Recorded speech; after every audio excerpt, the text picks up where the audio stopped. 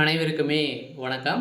சற்று முன் கிடைத்திருக்கக்கூடிய ஒரு மிக மிக முக்கியமான செய்தி ஒன்று வெளியாகியுள்ளது. சற்று முன் செந்தில் பாலாஜி திகார் சிறையில் அடைப்பு, போலீஸ் குவிப்பு, இது மாதிரி செய்திகள் வெளியே இருக்கு.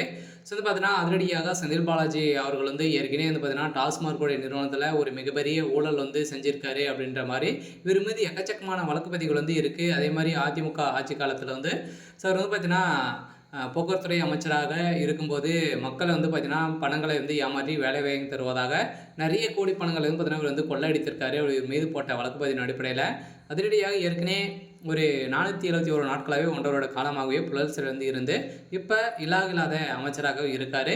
இப்போ அந்த கரூர் வழக்கு மூலமாகவும் பார்த்தீங்கன்னா செந்தில் பாலாஜி அவர்கள் செய்த சம்பவத்தின் அடிப்படையிலும் இப்போ செந்தில் பாலாஜி மீது எக்கச்சக்கமான வழக்குகள் இருக்கக்கூடிய நிலையில் இப்போ அதிரடியாக மீண்டும் அமலாக்கத்துறை 17 இடங்களிலும் பார்த்தீங்கன்னா அதிரடியாக ரெய்டுகள் நடத்தியிருக்காங்க. பார்த்தீங்கன்னா இந்த ரெய்டின் அடிப்படையில் அதிரடியாக செந்தில் பாலாஜி அவர் வசமாக சிக்கியிருக்காரு.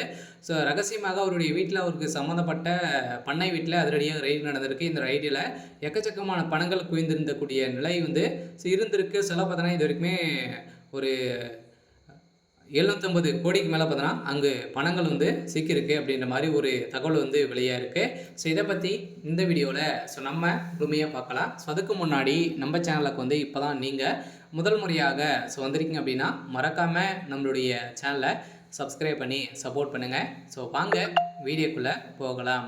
ஸோ பார்த்தீங்கன்னா அனைவருக்குமே தெரியும் செந்தில் பாலாஜி அவர்கள் ஒரு மிகப்பெரிய ஊழல்வாதி அப்படின்றத வெளிச்சம் போட்டு காட்டக்கூடிய அளவிற்கு அமலாக்கத்துறையும் சரி, பார்த்தீங்கன்னா நீதிமன்றமும் சரி அதிரடியாக செந்தில் பாலாஜி அவர்கள் இல்லாத அமைச்சராக இருக்க வேண்டும் அப்படின்ற மாதிரி போட்ட உத்தரவின் அடிப்படையில் இப்போ இல்லாத அமைச்சராக தான் இருக்கார். இருந்தாலுமே அமைச்சராக இல்லாத போதே பார்த்தீங்கன்னா இவர் ஒரு சம்பவங்கள் செய்கிறாரு. மீண்டும் அமைச்சராக பொறுப்பேற்பதற்காக செந்தில் பாலாஜி அவர்கள் ஒரு செய்யாத தொழிலே கிடையாது. அந்த அளவுக்கு பார்த்தீங்கன்னா இறங்கி செஞ்சுட்டு இருக்காரு. நல்ல பேர்கள் வாங்கி திமுகவுக்கு சாதகமாக இருக்கக்கூடிய நிலையில் திமுக நினைச்சா அவர் அமைச்சராக ஆக்குவதற்கான ஏற்பாடுகள் நடந்துட்டு இருக்கு. இதன் அடிப்படையில் இப்போ செந்தில் பாலாஜி அவர்கள் ஏற்கனவே செய்த சம்பவத்தின் அடிப்படையில் 41 உயிர்கள் சென்றிருக்கு. அந்த உயிர்களுக்கு செந்தில் பாலாஜி அவர்கள் தான் மோஸ்ட்லி பொறுப்பேற்க வேண்டும். அவருக்கு இந்த நிலையில் இப்போ திகார் சிறையில் அவரை அடைக்கப்பட்டதாக ஒரு தகவல் வெளியாக இருக்குது. இன்று காலையிலே சென்னையிலேருந்து பார்த்தீங்கன்னா பெரும் பரபரப்பை ஏற்படுத்தியிருக்கு. ஏற்கனவே ஒரு மிகப்பெரிய நாடகம் செந்தில் பாலாஜி அவருக்கு ஆடிட்டு இருக்காரு அப்படின்ட்டு தெரியும் இல்லையா.